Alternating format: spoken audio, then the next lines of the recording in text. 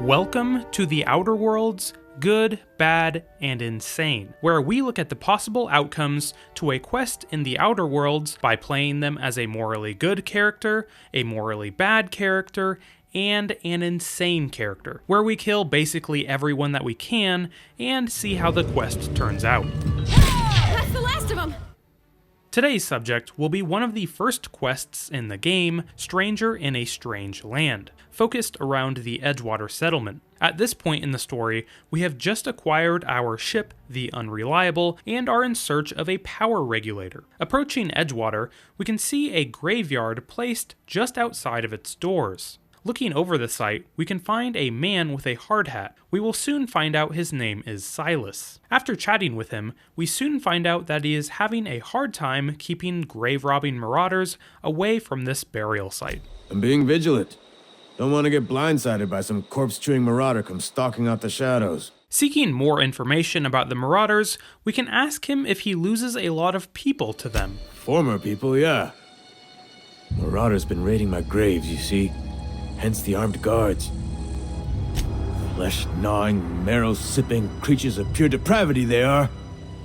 If those marauders swipe any more bodies out of my cemetery, company's gonna dock my pay. So who are these marauders? And are they really cannibals? While talking to Silas, we can pick up a separate side quest called A Small Grave Matter, where you go around collecting debt from unpaid gravesite fees. 4 workers still haven't paid up. Phyllis, Conrad, Ludwig, and Martin Abernathy. He's a special case. You may want to twist his arm a little. Heading into the graveyard, we can see evidence of Silas's work to keep the marauders away. Some of these grave sites are covered in concrete, while others have a rather crude-looking cage placed over top of them. I guess that's all it takes to keep these cannibals out of the grave sites. Heading into Edgewater, we can head into the main admin office building to see if we can find some more information on where to locate a power regulator for the ship. Heading up an elevator, we can run into Reed Thompson, the Outpost administrator. Pavardi and him give us a clue on where to find a power regulator. Seems we've got a guest. Really now, Parvati, I do wish you'd spoken up. I do apologize. I was given no forewarning of your arrival, or I might have welcomed you at the gates myself. Only regulator we got is hooked up to the town transformer. Mr. Thompson ain't liable to be keen on dismantling it. I beg your pardon. I am most emphatically not keen on any such thing. I can't let you have our power regulator. But I happen to know of another one. And I happen to know exactly how you may retrieve it without frying yourself in the process. We can inquire further. My proposition benefits the both of us. Please, hear me out. There's a power regulator in the old botanical lab. It's mostly abandoned, so all that power is being squandered. Go down to the Geothermal Plant. Reroute power from the botanical district over to us. Once their power's shut down, you can have their regulator and be along on your way. Because he says the botanical lab is mostly abandoned, we can ask him what kind of people are living there. No, I do not imagine they will be pleased. But like a parent disciplining an unruly child, you will be doing them a kindness. The people living in the botanical labs, they're deserters, former workers. I need them back at their posts. I need them to come home. So these are deserters and former workers. We can then ask what he wants us to do with them. Good law, no, I don't want you killing anyone, least of all them. My hope is that by cutting off their power, you will convince those deserters to come back to town. Before you go to the plant, I want you to stop by the botanical lab. Speak to their leader, Adelaide. Tell her the power's about to go, and that it's time her band of deserters came back to town. At this point, we are looking for the best ending possible, so it sounds like this is the best course of action. Heading out of Edgewater and towards the botanical lab, we can approach the deserters' outpost. As we approach, we are stopped by Grace Romero. I don't know you. Whatever you're looking for, it ain't here. Move along. While talking to her, we can pick up the quest, A Few Kindred Spirits. It's not like Zoe to go wandering. Figured she might be out scavenging, but that ain't exactly her talent. Can't imagine where she's gone. Vale's a wide place. She could be anywhere. Finally, making our way into the garden, we are given a warm greeting by Adelaide. If you're hungry, there's meat turning on the spit outside. If you're bearing illness, find a place to lay your head down and I'll fetch you a poultice. Whatever your troubles with Edgewater, leave them at the gates and be welcomed here. Any questions, dear? We can now propose the plan given to us by Reed. Make amends. Spare me. Only thing Reed knows how to make is a mess. Like everything else that comes out of Edgewater, that peace offering is canned.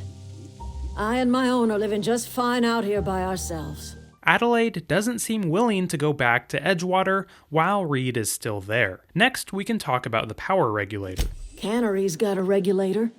You want ship parts, you ought to rip 'em out of the cannery's guts and leave us be. If you're going down to the plant, you should divert power away from Edgewater and toward our end of the grid. Think about it.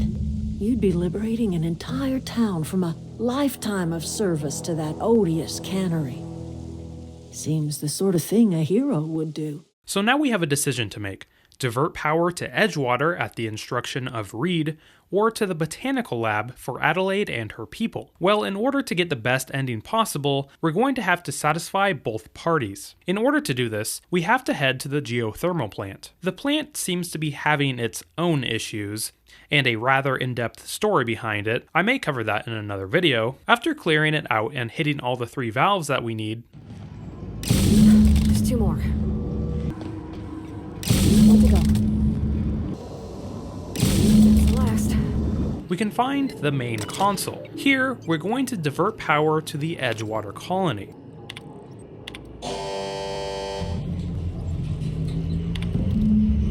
This will satisfy Reed, so let's go and see if we can make it up to Adelaide. Traveling back to the botanical lab, we can find Adelaide sitting next to the now exposed power regulator. That's the thing about growing old. Your eyes start to fail. Elsewise, I would have seen you for the snake that you are, chopped you into pieces and roasted you on a spit. This is all you're doing. Cutting off my power, killing off my garden. Without refrigeration, my food will spoil, and my flock will starve. I want to ask you this in private, away from the eyes of my flock, so they do not see me lose my temper. Tell me, why did you do it? We can remind her why we are here. You killed my garden, destroyed my community, sentenced my flock to a lifetime of slavery in Edgewater for a power regulator. Well, shit, I wish it was personal. Go talk to Grace and Thomas. Look them in the eye and tell them their life here is over, and the only thing left to do is go back to Edgewater. This is now your responsibility. And you tell Reed Thompson that I will never return to Edgewater. I would rather die among my flowers than live under his management. So it sounds like Adelaide isn't going to return to Edgewater while Reed is still there. In order to get the best ending possible, we need to deal with Reed. You offering to cross Reed off, huh?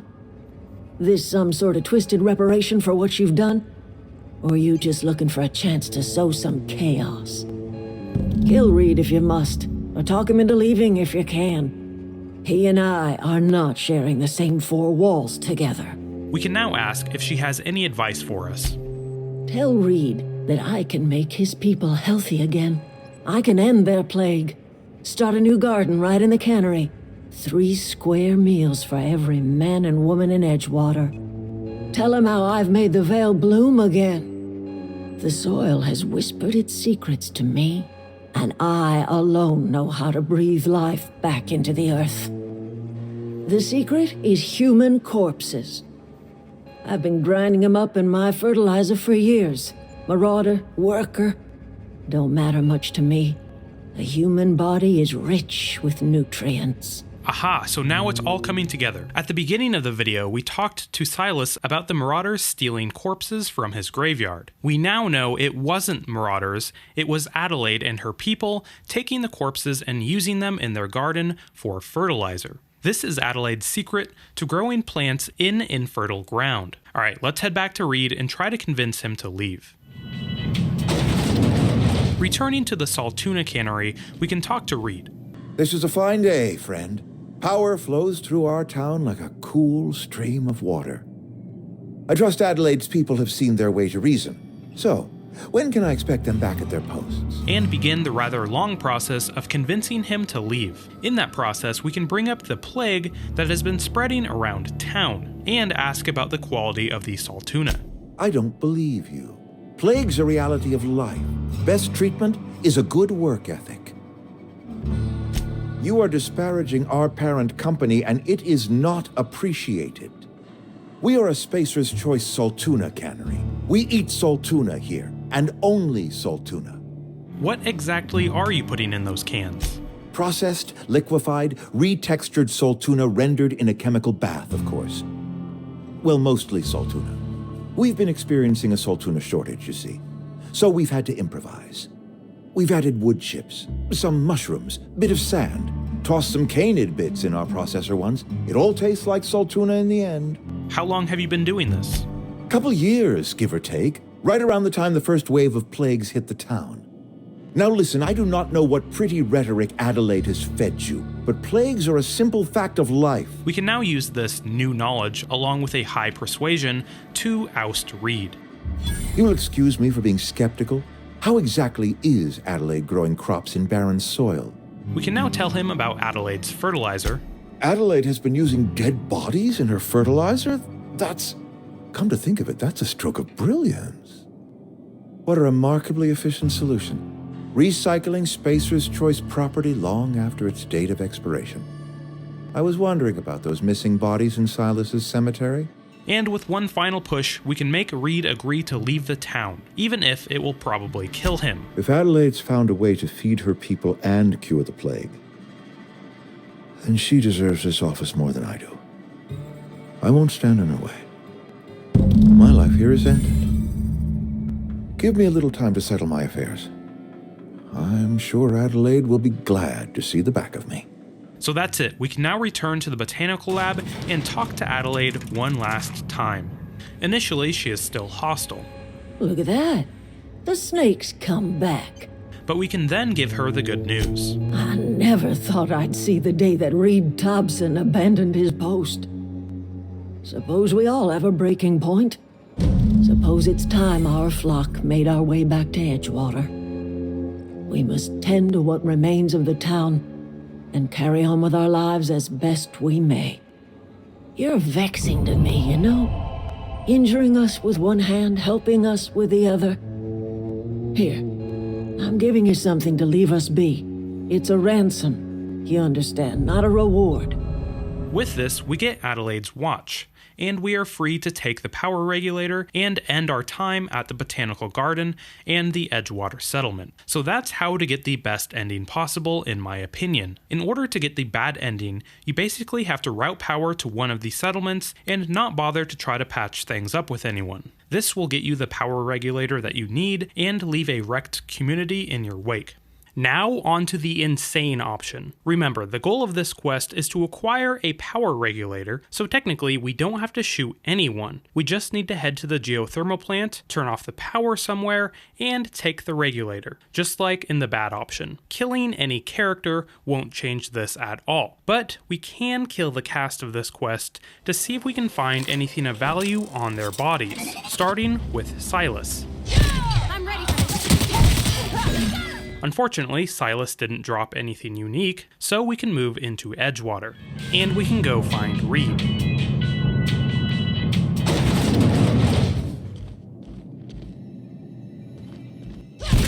Killing Reed instantly makes you lose companionship with Pavardi, and she disappears. On Reed's body, we can find a key that leads to his personal quarters.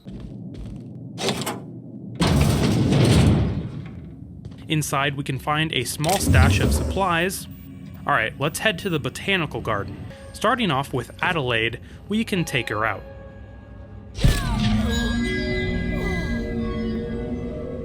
Unfortunately, we don't find anything on her body, not even any ammo. Okay. Moving outside, we can find Grace Romero, Taking her out nets us this unique rifle, which is a reward for finishing her quest. So there you go, a complete guide to the Stranger in Strange Lands quest. This video is coming out pretty late, so I imagine you've probably already finished this quest. So how did it go? What ending did you get? Let me know down in the comments below. Anyway, that's all I have on Outer Worlds, good, bad, and insane. I hope everybody enjoyed the video. If you did, make sure to like and subscribe. It really helps out my channel. Also consider following me on Twitter. It's the best place for me to keep in contact with you guys. But anyway, this has been Woodgen TV. Thanks for watching, guys.